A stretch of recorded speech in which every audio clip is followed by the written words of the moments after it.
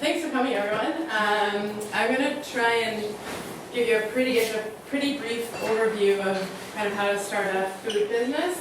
When I got into this, doing what we're doing, I took a 2-day workshop on kind of someone with no business background starting to start a business. So I'm going to try and wrap that up into about 45 minutes for you guys, so it's a lot of information. But Jenna will have a PDF of my PowerPoint that has lots of really good resources, all the links and stuff. And please feel free to ask any questions as I'm going through, because it is a lot of information and it may get overwhelming.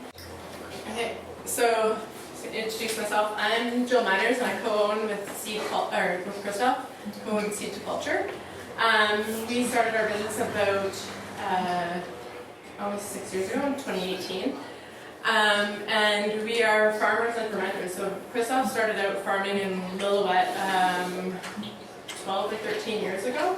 And then I came to Lillooet about 7 years ago, and the two of us kind of came up with this business plan to grow all the vegetables that you need to make sauerkraut. And neither one of us really have a business background, so it was a bit of a steep learning curve, lots of headaches, lots of scrambling, but in the end it's worth it and love it. But what I wish I had when I started it was this. This is basically like the Coles notes of what you would need to start a food business, to get it going. So we make sauerkraut and lots of other fermented products, and we also sell our veggies at farmers markets, and our sauerkraut we sell at lots of retailers around the Sea to Sky, Kamloops and Fraser Valley area in Vancouver. So the outline for this talk is kind of where to begin, like your planning stage. So Sue kind of touched on the gaps, which I think is a really useful resource when you're starting to think about wanting to form a food business. And then doing some research. Are you market ready? So is your product ready to take to farmers markets, to retailers, to sell across Canada, US, wherever you want to go? And then what's some of the permitting, the rules and regulations? There's a lot around food, obviously, and prepared food. I'm going to go over the packaging, label, and insurance requirements for food products, and how to cost and what are margins for your product. So where to begin is, number one, I'd say the business plan. Business plans are really tedious but very helpful. There's lots of templates out there for business plans. I got one from Van City. But if you just Google business plan template, you'll find that. And the business plan is basically like a roadmap, kind of like what Sue said, a gaps analysis of what you're going to do, how you're going to achieve it. It's like your vision, basically, for your business on paper. And it's a market analysis. So market analysis is kind of like looking at, do you have lots of competition out there? Are there 30 other people making the same product as you? If there are, how are you going to stand out? How are you going to get your product sold versus products that have been on the shelves for years? And if there's no competition, then how, for us, surprisingly, a lot of people didn't even know what sauerkraut was. So our first 2 years were just like educating the customer. What's sauerkraut? What's the benefits of sauerkraut? So that was something that we didn't actually expect, but that's another thing. So if you're bringing a novel product to the market, you want to spend some time educating people and getting that kind of information out there. And it's a reality check in the end, the business plan, because it takes you from the beginning all the way through. Like, how are you gonna create this business? What are you gonna do? Your financial plan. How are you gonna finance this? Do you need a kitchen? Can you rent a kitchen? If you can't rent a kitchen, are you gonna build a kitchen? How much is that gonna cost? Where is this money gonna come from? There's some huge questions that get answered in a business plan, because there's a lot of things I didn't think about. I don't have a business background, so getting into this and asking these hard questions was really helpful for me. And it took me a few weeks to write this business plan, and it was intense, but in the end it was helpful, because in our second year we did ask Community Futures for some funding, and without a business plan we would have got some funding. And a lot of banks too, they won't even even, give you an interview if you don't come with a business plan to them. So it's helpful, it's tedious, but it's really helpful. And your research. So research can start now, like even before you want to start a business plan. If you have a food product that that you want to test, bring it to potlucks, bring it to family, friends, anything, just to get it out there and get feedback from people. What do you think of my product? Do you like it? Does it need more sugar and less sugar? Is the texture good? All these kind of questions. So, and then you're going to ask yourself, who is your target customer? And so for us, when we were thinking about our business plan, our target customer, we thought would be like health conscious people who are into fermented foods. And what we didn't expect, that we did have quite a few people at that category, but a lot of our return customers are people who grew up with sauerkraut. So European culture, that they grew up with this is, they smell the sauerkraut and it takes them back to their grandma's kitchen. So you really have to think outside the box of who are you trying to sell this to. And then if you know people that fit this criteria, give it to them. If it's if it's teenagers, maybe you have friends that have kids, or you have kids that are in high school, maybe they can take the product to high school. So just really get your product out there and get people tasting it. And again, I must have mentioned this already, but who's your competition? When we got into it, there's not a lot of people making sauerkraut, especially small batch, like in BC. So there weren't that many businesses that we were competing with, but there are like larger, one in Quebec and a few in the States that sell like mass produced. So they're kind of our competition in a way, except for we're local, and so it's different. But yeah, so we didn't have a lot of competition out there, which was beneficial for us. And then where are you going to sell your product? Are you going to be selling just at farmers markets? Are you wanting to sell just locally in like your local communities across BC, across Canada, US, international? Think about that. And then how are you going to sell? So sell and market are two different things. So selling is getting your product on the shelves, and marketing is getting it off the shelves. So it's really important to understand that you have to be part of both of those aspects of your product. You can sell to a retailer, but if that retailer's not selling your product, they're not going to order again. And same at farmers markets. If you're at a farmers market and you're not selling, you do sell, you don't have repeat customers, your business isn't going to be successful. So you really need to think about how to sell and how to market. So get it on the shelves and off the shelves. And now, testing. Again, so test on your product on friends and family, and kind of create a prototype. What do you want it to look like? Is it going to be in like a mason jar, is it going to be glass jars? Kind of create a label that you think would look good. This is all, again, just more research to get feedback from your customers out there. And sample. So you can take your products to farmers markets to begin with, and farmers markets are great because you're going to have a ton of customers. There's hundreds of people that come through farmers markets and go to lots of farmers markets, and sample your product and get that feedback. That's what we did for our first year. We made probably 20 different fermented products, took it to the market, sampled everything, and got lots of feedback from people. What was popular, what wasn't popular, and we narrowed it down to our main line that we carry now. But it was a lot of work, and we did probably 5 farmers markets a week at the beginning. It was intense, and a lot of sampling, a lot of talking with people, a lot of just getting our name out there.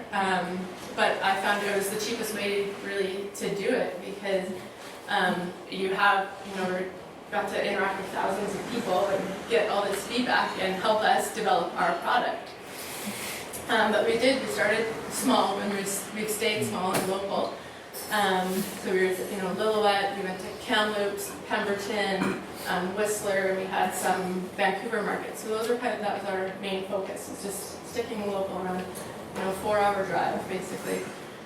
And by doing all this, you're kind of building a demand, and this is what you want for your food product, is to build the demand for your product so you'll have repeat customers, and that's the most important, is to get the loyalty, the loyal customer. And then more research on your sales. So what are your sales avenues going to be? Where do you want to sell it? Do you want to focus online sales, farmers markets, retailers, all of the above? From our experience through COVID, it was good to have multiple avenues of sales because the markets went down, like a lot of the farmers markets closed briefly, so we lost that avenue. But luckily with food, the retailers did stay open, so we still had our retail markets. And then everything shifted online, so we picked up a lot of online. We don't sell online personally, but we sell to businesses that have online grocers. So we were kind of protected during COVID in that we still had multiple avenues to be able to sell our products. So it is good to kind of diversify your sales avenues. And then think of your requirements, so labels, UPC codes, nutrition panels. This depends on where you're going to sell. If you're just going to sell at farmers markets, you don't have to have nutrition panels or UPC codes. You just need a pretty basic label. If you're going to sell internationally, then there's lots more requirements. So that's something you want to think about. And then packaging as well. So we sell our sauerkraut in glass jars, and it's heavy, which is why we don't do a lot of online sales. Because online sales means you have to ship, and shipping is very expensive. For if a case of our sauerkraut is about 15, 18 pounds. So it's quite costly to ship that. So if you are thinking of doing online sales or you're going to be shipping, you want to take your packaging into consideration and just think, do you want to go with glass? Glass is breakable, heavy, or do you want foil packaging? And then pricing. I'm going to talk a bit about this at the end. So COGS is cost of goods sold. So how do you figure out your cost of goods sold? And that's important. A lot of people undervalue their products. They don't take into consideration their time that they spend making the product. So I'll talk about how you calculate your cost of goods sold. And then MSRP is manufacturer suggested retail price. And what are margins? So all beverage and food retailers work on margins, not markup. And I'll talk about what the difference is between those two. It's very important, the difference, to understand margins versus markup. And marketing. And again, so marketing is getting your product off the shelf. So you want to be having lots of social media. You want to be out there doing sampling at your retailers. We do demos constantly with our retailers. So we go into the store, we're there 3 hours talking to customers. Customers love seeing your face. They love interacting with the person behind the product. It's really important.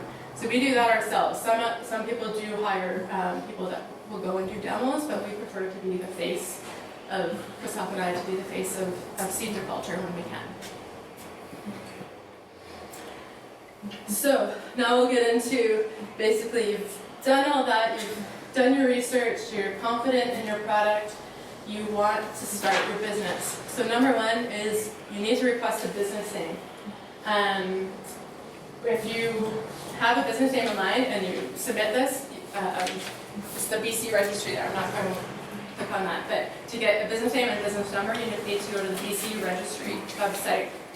And if someone has your name already, they'll let you know that and they'll help you choose another one. So I think you can submit a couple.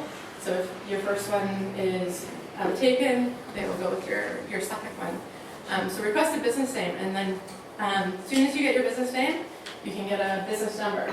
And it's important to have a business number because then you can register for your GST number. And GST, you want to get a GST number because any purchases that you make for your business, you can claim the GST back. So before you buy any big equipment or anything like that, you want to have your business number and your GST number so you can get your GST back.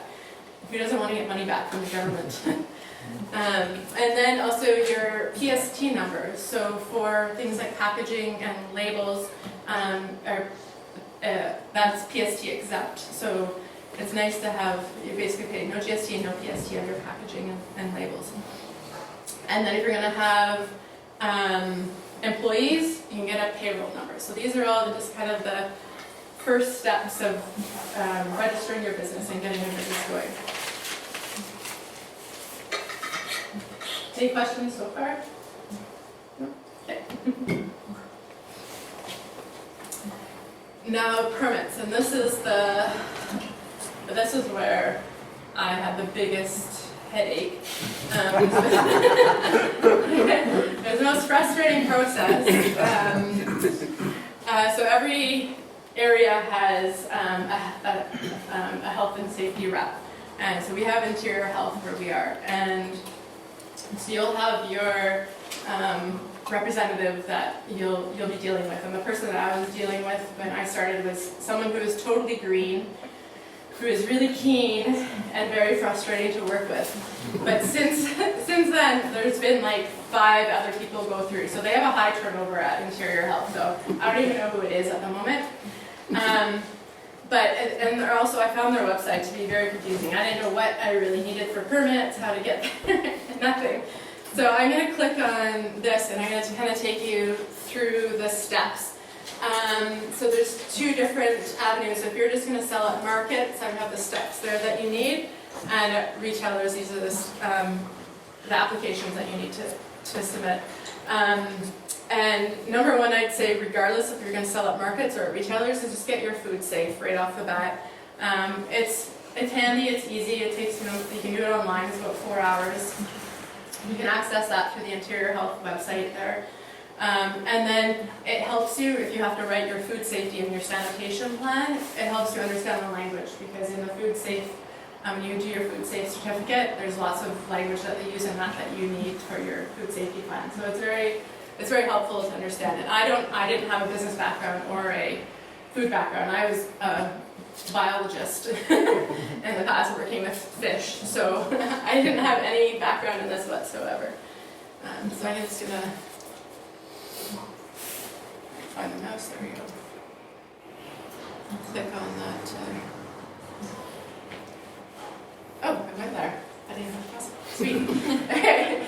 So this is the Interior Health website, and you're going to want to go to the food premises. I already have it to there, but to find the food premises, you would go to Interior Health. It's just interiorhealth.ca. Information for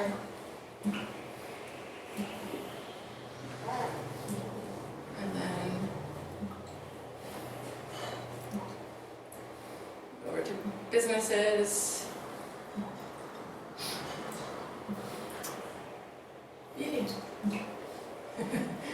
And then food premises is where you want to go. And this is going to have all the information that you need to start a food business. So number 1 is to go to the guidelines, applications, forms, and templates. From there, I don't know if you noticed in my slide, I talked about lower risk and high risk foods. So this is the category that's important. If you're a low risk food, there's a little bit less that you have to do in order to apply for permits. Or if you're a high risk food, then there's quite a bit more. Fermented foods is a high risk food. So I'm going to go here. So this is the guideline, and this is like a 20-page document. It's pretty easy reading. But I'm going to go through and just show you, it's in the appendix, what they classify as low-risk food and high-risk food. So these are some of the examples of low-risk food. So you can, first thing, you just want to go and see where your food lies. Like, so a lot of baked goods, candy, honey,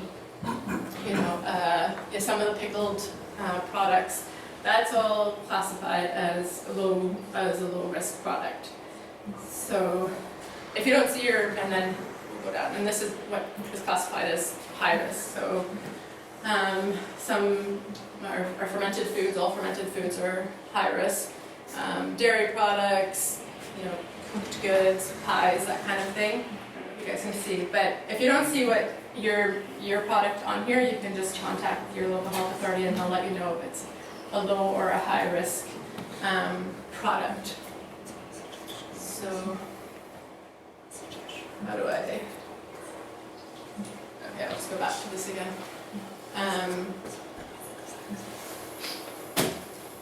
So we're going to say that we're a high-risk food. And so from there, you'll want to get you'll apply for your temporary food services approval and permit, and that's to sell at the farmer's market. So you'll fill out the permit for that. And so it says here for high risk, so you'll click on that and that'll take you to the form, and it's a 2-page form to fill out. And then next you'll have to do your food safety plan, which is a bit of a pain. It'll take a little while to do, but again, if you've done your food safety certificate, it really helps you to understand what they're asking and to fill that out. And then your sanitation plan, so that's basically like how you're going to wash everything, how you're sterilizing your jars, your packaging, how you're going to process it, all that kind of stuff is what they want to see.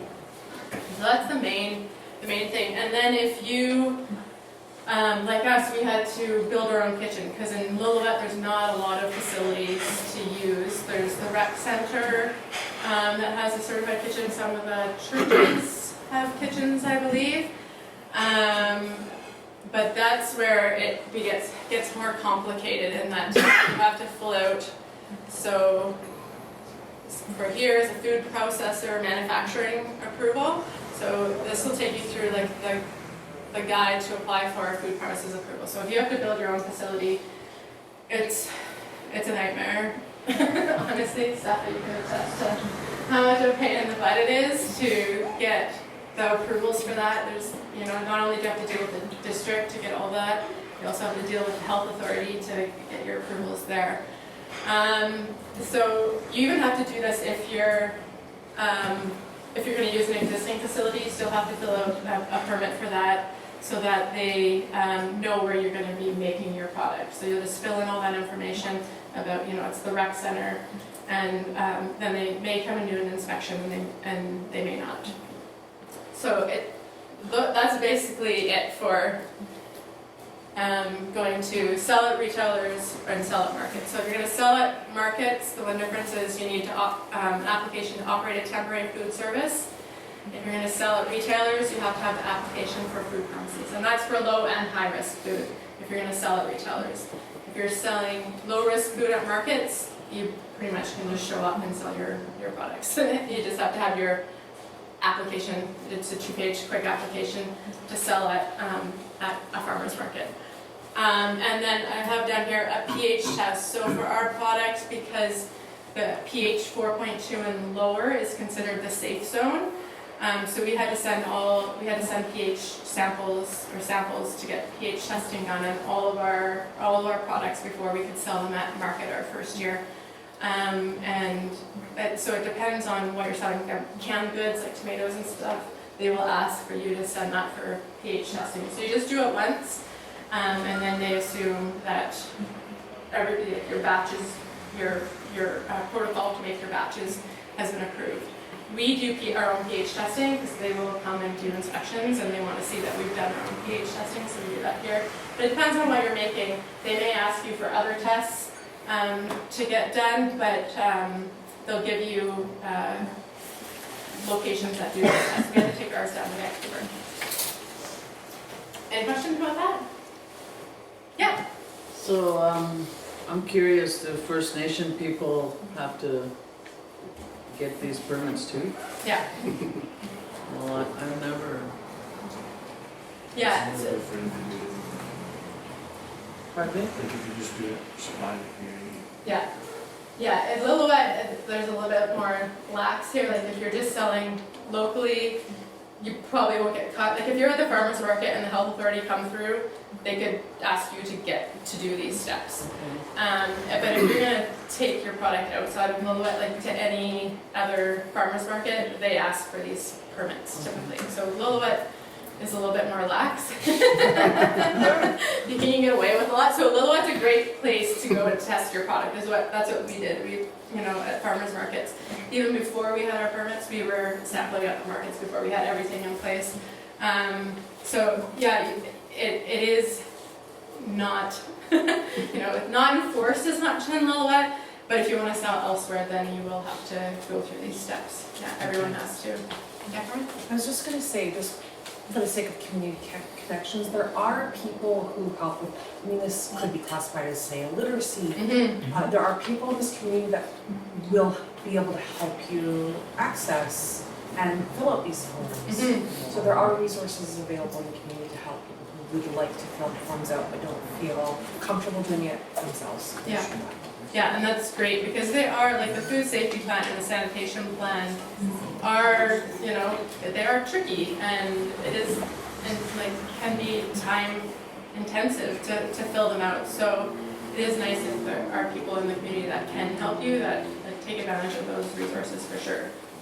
Well, I kind of want I don't want to sell anything, I want to educate people. Yeah, well this is great then, to let them know to take these steps. And it's good to cover yourselves too, because if you are selling at a market, and I do talk about this in a little bit, and you don't have your bases covered, you don't have your permits, you don't have insurance, and someone gets sick, they could come after you. They could sue you. So it is kind of good to go through these Okay, steps. I just brought fish pemmican, so I hope. Yeah. Yeah, I mean it's different like like a potluck type thing, like I would hope, no one's gonna come after you for that. But like it's different when you are selling a product at a market and it's, say someone you don't know, like outside of the community, and they do get sick or something happens. They have an allergic reaction, say, to it, because that's something that could happen as well. So to have the food safe, I think number one, like even if you don't get the other permits, have food safe, so then you understand.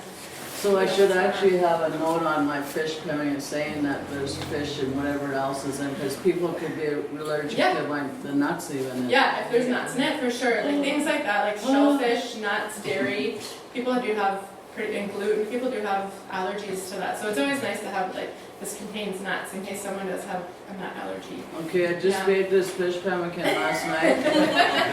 It consists of fish powder, deer fat, pecans, and berries. Sounds tasty. Yeah, that's delicious.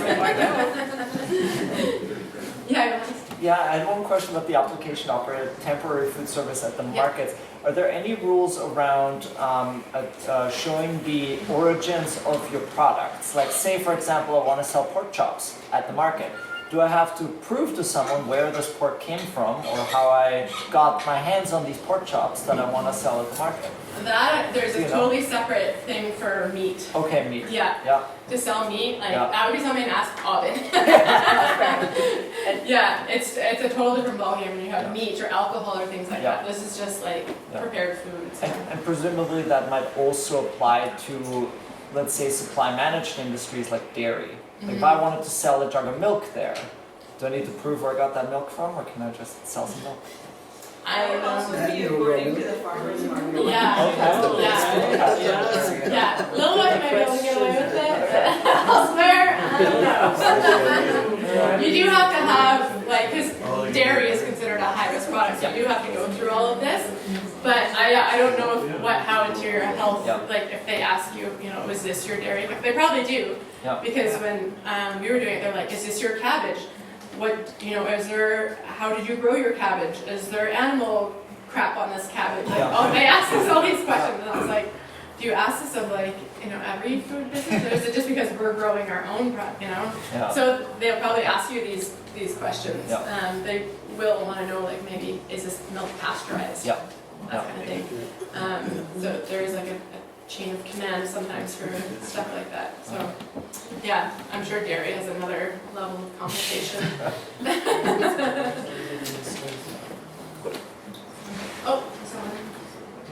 Oh yeah, sorry. I was going to say, to sell here at the hub, is that to sell at a retailer, or is this considered a market? No, this would be a retailer. As a retailer. So at retailers, it kind of depends on the retailer. So a lot of what we encountered our first year, a lot of like the smaller independent stores, like little health food stores and small veggie stores and stuff, they weren't as demanding proper labeling and proper certificates and stuff. The only issue is like if the health authority were to come in and see your product, or if someone were to complain to them about your product, it would get pulled and you'd get flagged. So, and the store would get in trouble. So it's all kind of up to the retailer if they want to take on, a product that doesn't have the proper labeling and doesn't have like their proper certificate for food safe or for the food premises. So yeah, it's kind of, I think Here, you know, you could probably, it's a bit more flexible. And honestly, most of the time, like they don't, I shouldn't say that. When we had our old store, one of the health authority, the health officer came in and like literally went through every single product we had and was like, where is this from? Where is this from? And like they were like flagging Spray Creek meat as an issue. And I'm like, I'm pretty sure Spray Creek meat has all the permits. And they're like, no, you can't sell it. And I was like, so sometimes you do get these health officers that go on a power kick and like go through all your products and want you to pull things off the shelves. There was jam, Angela's jam. I had to remove Angela's jam from the shelves because it wasn't made in a kitchen and it's supposed to be if it's sold at a retailer. So yeah, it's a good idea, and it's pretty quick to do the application for our food premises. So yeah, it depends. You can get around it, but if you do get caught, then it's kind of a pain, and you have a black mark by your name. Then so if you want to go through the proper steps after.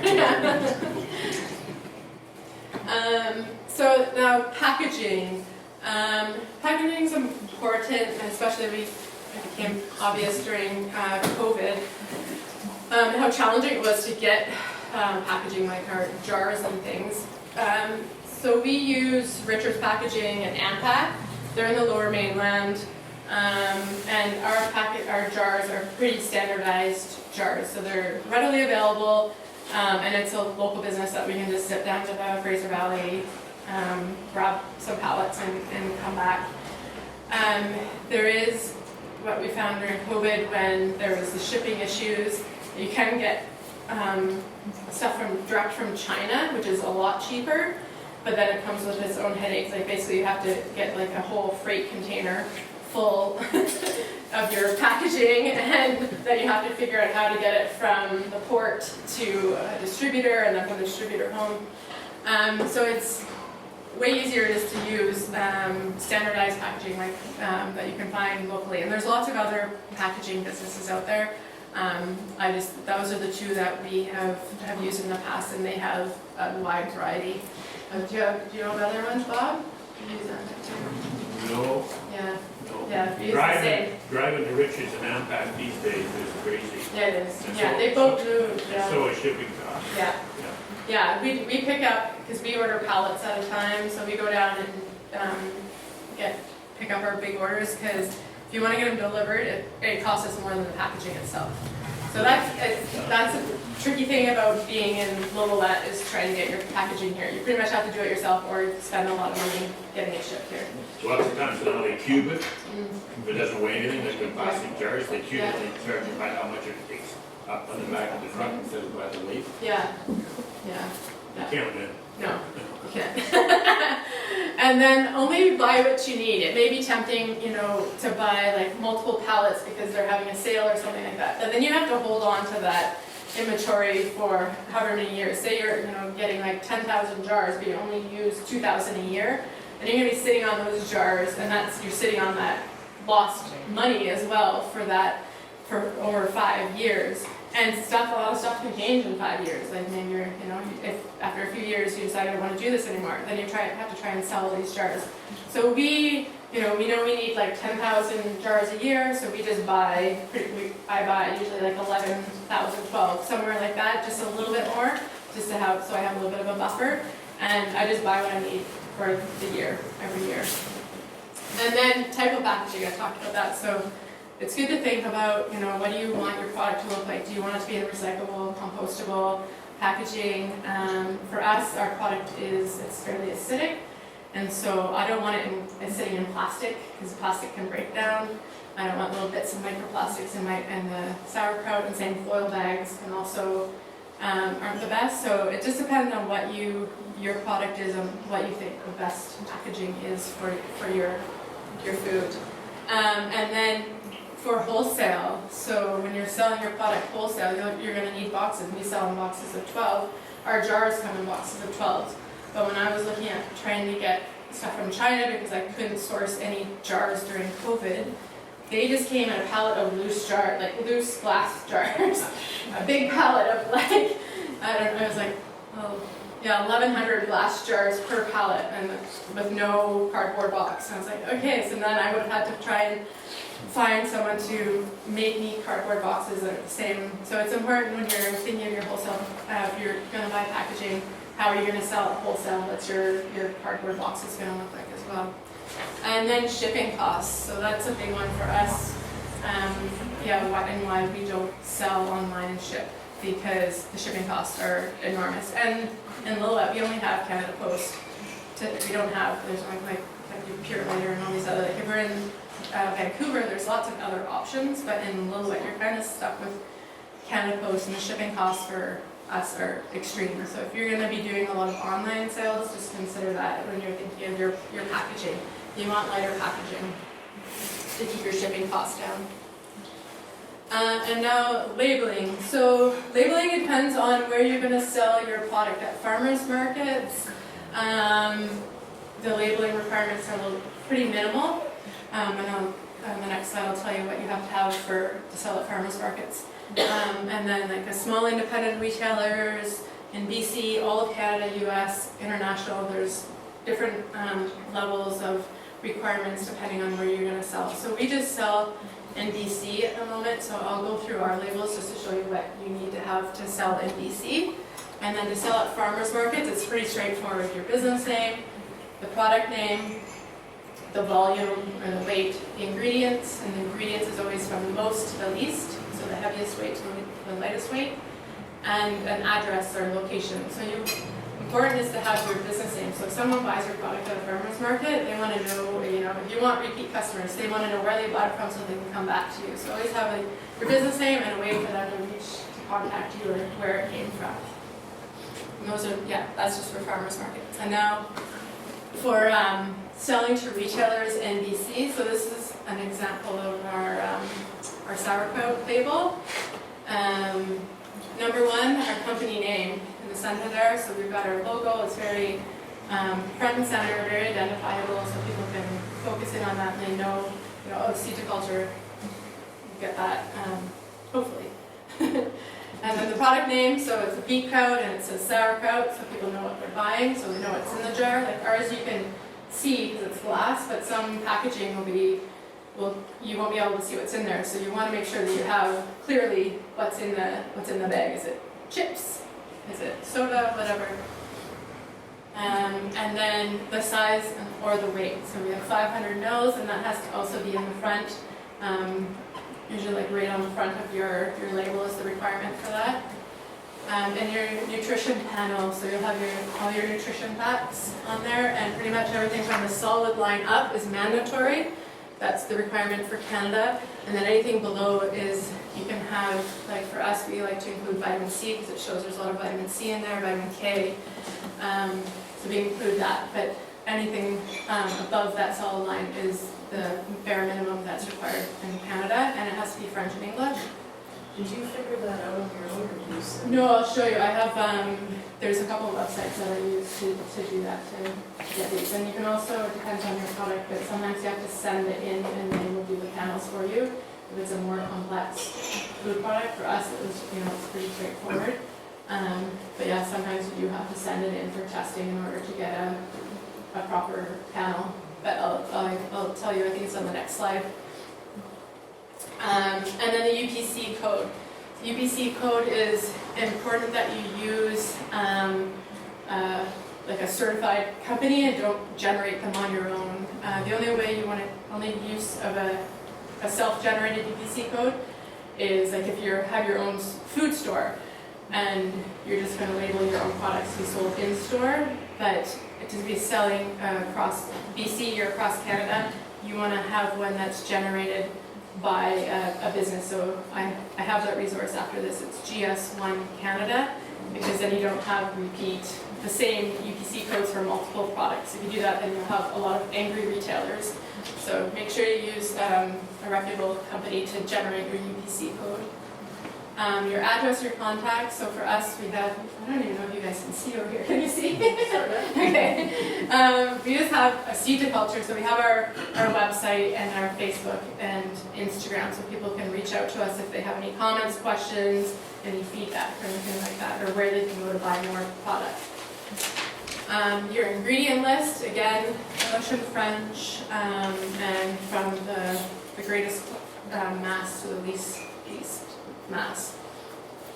And anything, so for us it's small batch raw and unpasteurized, gluten-free, dairy-free, vegan, all that kind of stuff you want to put that's like really catchy. People like to see that kind of stuff on the label. It's, they have all these symbols for cruelty-free and all that kind of stuff. So it's important to have the claims on there so people can see that. And for us, we've got by BC and Lillooet grown as well, which is nice. So people like to support small business, like to support local businesses, so BC business. Do you mean to prove that? Yeah, so for by BC, you have to submit, you have to apply to get a by BC number, and then when you do that, they want to make sure that, I think it's like over 50%. Our product is 100% BC, so it wasn't an issue, but I think it has to be a minimum of 50% of your ingredients come from BC in order to get the by BC logo. That's it. I think it's no, I think it's a minimum of 50. But don't quote me on that, I can't remember, because ours is 100, so I knew we would qualify, but I think it's something around 50 or something. And that includes packaging and everything, so our packaging labels and all the ingredients all are 100% BC. And then number one is 50-50 English. Yes, everything has to, English, French, so everything has to be in French as well. For us, the about seed to culture, that little blurb there, doesn't have to be in French, that's just an added thing, and we added that. This is our newest version of our label, just because we have more retailers now, and so people that don't know us, at least they can read that and they feel some kind of connection to the manufacturer of this product, and so that they know it's, we're just farmers in Lillooet, we grow the produce, it's a little grown, we have organic practices. People like to know these kinds of things, so it's more engaging and with our customers. And then these are the resources. So UPC code, it's gs1ca.org. So you go through them to get your UPC codes, and then nutritional labeling requirements. So this is inspection, I'll just go there. This is Canadian guidelines, so this depends on your product too. So like dairy and alcohol and all that have different labeling requirements, and it'll tell you here what you have to have depending on, if egg, processed meat, maple, processed fruit or vegetables, like all that kind of stuff. There'll be more requirements for different products, but this is pretty useful to make sure that you've got everything that you need on your label. And then to generate your nutrition panels, there's Recipal, that's who I used, recipal.com, and that was really good. You just put in your ingredients and it'll generate the nutrition panel. And FlexiBake, I didn't use that one, but I know other people have, and I think it's more for like baked goods, so it's really helpful for people who have more baked good products. And then where you label printers. So we use Summit currently to print our labels. Glenwood we used previously and they were good, and then the quality kind of went down, so we switched. Allegra is another one. But there's lots of, and they're all in the Fraser Valley. There's lots of people that print labels, and you can reach out to them and they'll send you samples of the labels, which is really good to have, because for us, we like our labels because they're you can take them off our jars easily. But they're all waterproof and they adhere, because we have to keep when we're at farmers market, keep our product on ice to keep it chilled. So you want to make sure it's not like paper and it's going to come off when it's sitting on ice. So yeah, it's good to just get some samples sent to you, and so you have an idea of kind of what the quality of the label is. And then insurance, so I talked about this. So farmers markets, all farmers markets except for Lillooet ask for each vendor to have commercial general liability, a minimum of $2 million. And this is important because farmers markets themselves have insurance. So like if someone's walking through the market and they fall, that's through the farmers market. But if someone's in your tent and something happens, or they eat your product and get sick, they can sue you. So if you don't have any commercial general liability, they'll come after you personally.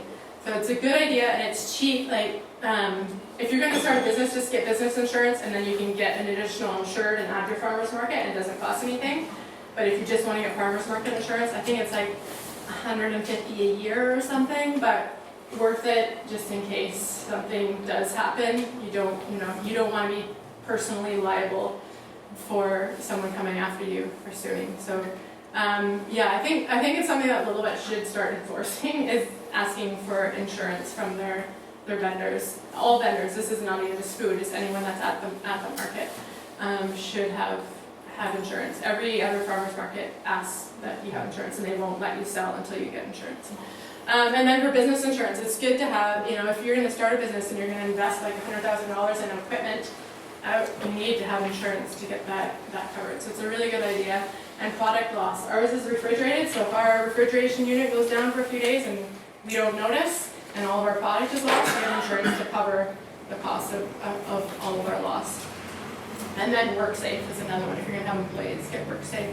But if you do have business insurance, like I said, and you're going to do farmers markets, you just add additional insured for free, and you get $2 million liability for each farmers market. So we have that for all of the farmers markets that we attend, added on to our current business insurance. Now the sales. So this is how you price your product, and this is important. I didn't know this the first year, so I wasn't pricing the product properly.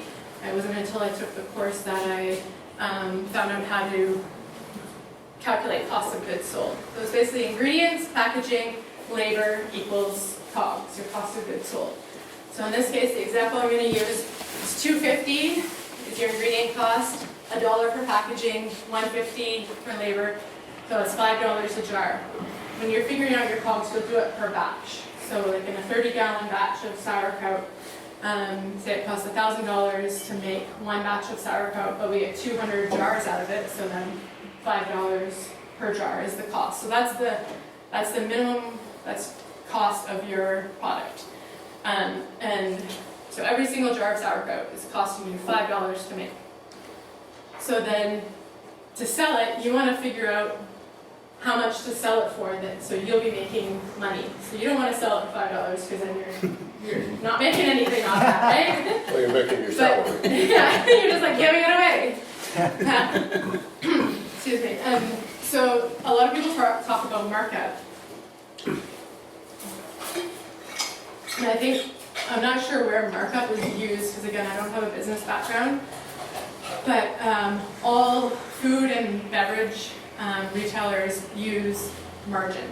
So the difference is, so the product cost under markup is $5, and you mark that up 40%, that's $7. So that's $1.40, or sorry, $2 that you would make off of that product. So it's not very much. Whereas margin is the percentage difference between the cost and the selling price. So the product cost is $5, and your margin is 40%. So to figure out the calculation, you take 100 minus your 40, so 100% minus 40 gives you 60%. And so you divide your cost by 0.6, and that will give you your 40% margin, which is $8.33. So you'd be making $8.33 or $3.33 off of each product. So that's a difference of $1.33 between the market price and the margin price. So margin is what all retailers want, so that's the calculation that you should use. And all retailers, or not all, but most food and beverage retailers want a 40% margin on the product. So I'll show you that the calculation next. So this is what we just calculated here. This 40% margin is your wholesale cost. So $8.33 is what you're going to charge wholesale for your product. So off of each jar, you would make $3.33 off of each jar of your product. So then you would go, the pricing, so the wholesale price, 5 divided by 0.6 is $8.33, and then to take it to your retailer, which is your the MSRP, so manufacturer's checked retail price, it's $8.33, and a 40% margin on top of that, so they would sell it for $13.89. So wholesale is $8.33, and then what the retailer sells it for is $13.89. And then at your farmer's market, so you're still gonna wanna take your wholesale and add margin onto that, because at farmer's markets, it's your time that you wanna account for, you know, the fuel costs to get there, the market fees, all that kind of stuff. So you usually will add a 35% margin onto our wholesale. So it would be $8.33 divided by 0.65 this time.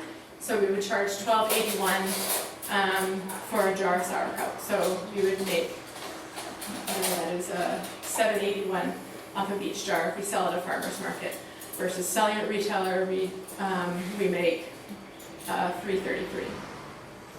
So that's kind of just the breakdown of pricing. So it's good when you're pricing your goods to include your labor.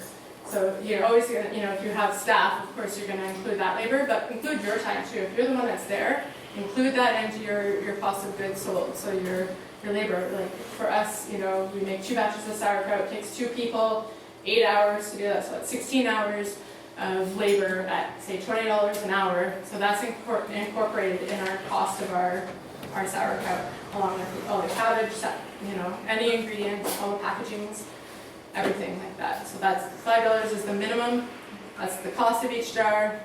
$8.33 is your wholesale. The retailer price, retailers always want to know what the MSRP is. So if you're going to any retailer, they're like, what's the what's the 40% margin on that? What should we charge? It's $13.89, and then you can figure out your own farmer's market cost. But don't undercut yourself is the number one. Don't go too cheap. And don't go too expensive too. Like if you can, you know, increase your margin, your wholesale price by more, but you have to take into consideration if you want to sell retail, it has to still be a competitive price in store. So it's a fine balance. Yeah, Johannes? Quick question, do you usually share your margin with the retailer? Are they curious to know, or is that something that you keep private and you just tell them the MSRP? Oh, share the margin? Yeah, Oh, like no, the margin between your wholesale and the MSRP. No, they know the wholesale price, so Okay. they buy it at wholesale. That's right. Yeah, so they Yeah. they know the wholesale price, but they want to know they want to know what other people charge as well. So they want to kind of standardize. So we tell everyone this is the wholesale price, Yep. and this is what you should sell it for, and it's always a 40% Yep. margin. Yep. So they know what they buy it at. They know that price, and then we say this is what, you know, other retailers, and some retailers will go lower, like Country Store. Yeah. His margin is like 10% or something, but every other retailer is 40. Yeah. So everyone else is charging, all our other retailers are charging the exact same thing pretty much. Yeah, but they want to know the wholesale and their sell price. And you wouldn't tell them how you got to the wholesale price. That's up They to don't you care. and to your business. Okay. Yeah. Yeah. Yeah, like it's up to, you know, if they see that your wholesale and what they have to charge is way beyond, say, the Yeah. competitive product, they won't buy it, right? So you also have to kind of look and do your research, go in store. So we are more expensive than the mass-produced stuff that comes from the States and US, but only by a couple of dollars a jar, right? But I can't compete with that. I can't go lower than we already are. And it's a different product, right? Like we aren't the same. We're a BC company, we're small, we're local, all of our ingredients are organic. So, you know, people will pay the extra $2 because our product is, you know, from a local producer, and people like to support local. So, yeah, and that's also because people say they know us, because we've been around doing this for like 6 years, and they know who we are, so they'll go to our product over a cheaper one.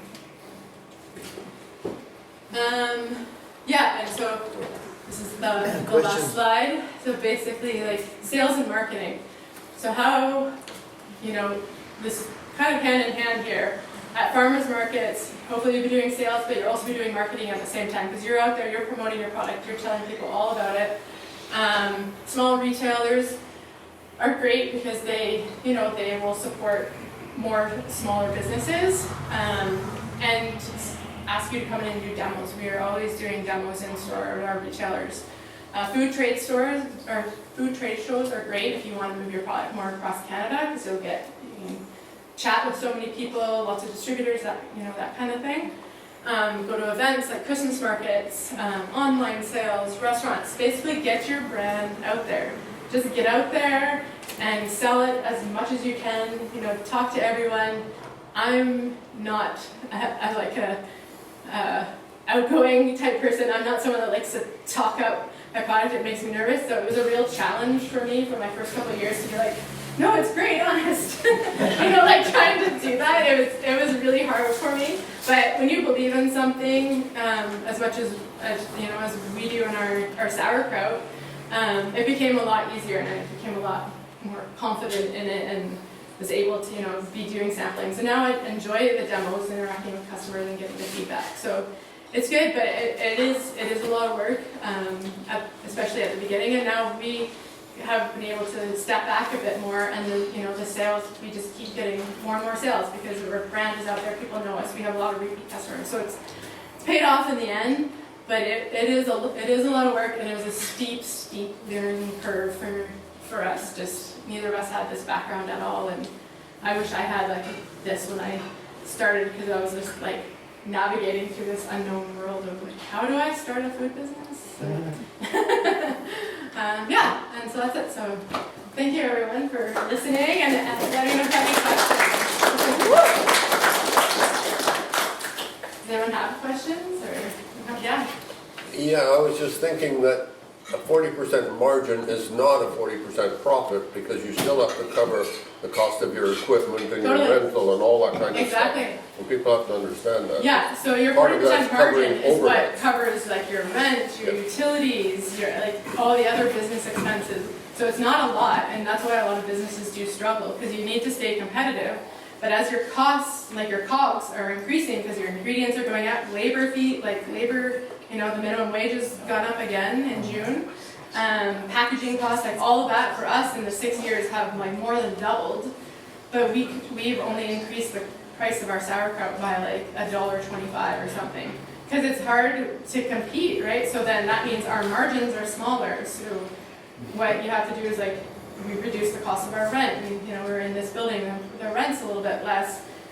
We don't turn on the heat, like things like that to keep your costs down. You have to figure it out, and that's why a lot of businesses are struggling, because the margins have shrunk for people because their costs have increased so much, and you can't offset those onto the customer a lot of times because they can't absorb it. They're also struggling. So yeah, the 40% margin is very small, which is why it's nice to sell at farmers markets, because you can charge more, and you're not, you have a 40% margin onto your wholesale, and then you can have another 35. So it's like more like 75% there, but you still have your farmers markets fees and your time, because you're at the market, set up. You're at the market for 4 hours, takedown, all that. So it all does cost money, but it's nice to have both the retailer and farmers market. But yeah, it's true. 40% margin is not your profit. 40% is just what you use to pay your bills. Now you've gone through all this crap, are you still enjoying the whole process? I do, yes. Yeah, I still love it. Like, and I still, think I'm like, how did I? It's always been a dream. I started fermenting in 2010. Just like I had no idea. My background's in microbiology. Like I'm a biologist and microbiologist, but in health sciences, not food. And so I enjoy the process. So I got into it and really started loving it, and always had kind of a dream of that, but thought that was Going way through off. all that, what you've showed us is a Yeah. cake. Yeah, and so it was like to get to this point is a dream, and now it's really nice. This is what I do for a living. It's kind It's a lot easier. yeah. Now that we're at this point, and there's still challenges. COVID was a huge challenge just to kind of navigate through all of that and all the new rules and all that. But no, I love it, and it's good. But we're still out there. We're still pounding pavement, trying to get more retailers, going to markets, engaging with customers. But it's easier. It's a lot easier than it used to be. And we do a lot less markets. Like we were 5 markets a week for a while, for the first couple of years. And now we've scaled way back. You're still smiling. Yeah. And I still love it. I love being in the kitchen making sauerkraut. It's great, and growing the vegetables. So yeah, I do feel lucky. Yeah. Just to go back to one of the topics, which is that code. Sorry, I already forgotten what it's called. The UBC codes? The UBC code. Yeah. Exactly. Can you explain a little bit about what that is, why it's useful, and maybe a little bit about your inventory management. Like I imagine with sauerkraut, you gotta know which cabbage goes into which batch and which jar goes out which door. Like there's a lot of inventory management here. So I didn't get into that. That's a whole other thing. So you have to have, when you're making a product, you, what's it called? Product tracing, something like that. But basically, for each batch we make, we have to keep track of the cabbage. So basically the date that the cabbage was harvested, so we know that's basically the batch number of that cabbage, the batch number of the salt.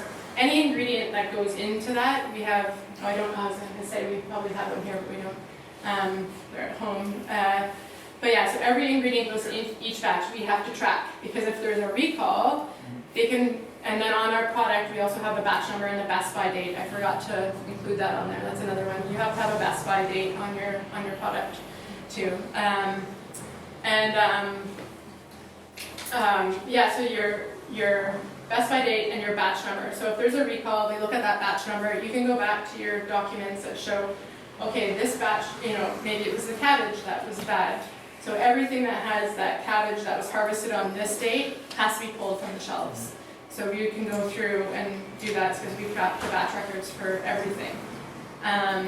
Yeah, so there's that. And for our inventory system, we don't use UPC codes for the inventory. UPC codes are just for our retailers because that's what they scan, and that comes up with our product that it's all online. So when we get our UPC codes, they generate it. We have 10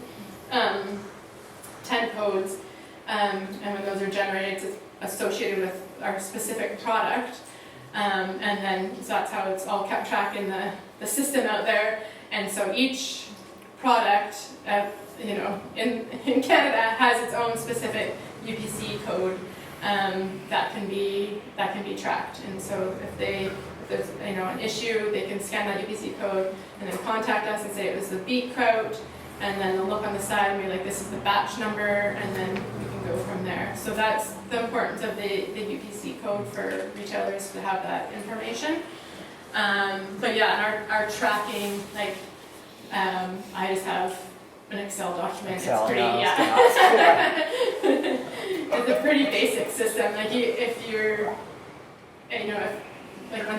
you get really big, then people will have more scanners and there's lots of systems that you can use to do that. But yeah, I don't think we'll ever get to that stage. I don't want to go to that stage. I like to keep it small and local and manageable. So. What if you're buying some veggies from some people and growing something yourself?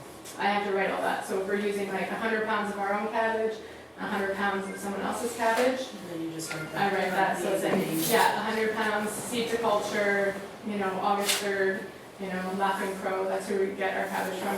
Laughing Crow, 100 pounds, August 1st. Just the date. Basically. That's how we track our batch of cabbage, because when we harvest, we harvest thousands of pounds at a time, so they all are harvested and pretty much processed in a week. So we have, during that week, it's 10 batches of sauerkraut, and that'll all be pretty much the same, August 3rd batch of cabbage. So if we do have a recall for cabbage, then we've lost 10 batches of sauerkraut. But when you get it from another company, you just need the date that you bought it and their name. So if I buy it from, if I say Discovery Organics is they sell all the organic produce. If I get it from them, a lot of times they will have batch information on their boxes or something like that. They should. Because we'll get if we buy a turmeric root from them, they'll have a batch number on there. So then I just write Discovery Organics is where we got it, and then the batch number that's on the bag. And so if there's an issue with our turmeric, then we know every batch that had that, every batch of sauerkraut that had that batch number of turmeric will have to get pulled or something. But yeah, in our sea salt, it has batch numbers. All of our any spices, things like that, they all have lot numbers or batch numbers on it. So we keep track of all that, so we know for sure. But we've never had any recalls. I hope we never do. But it does happen, and if it does, then you have to have that information available, or they could tell you to dump all your products, essentially. Yeah. Thank you so much. You guys are great.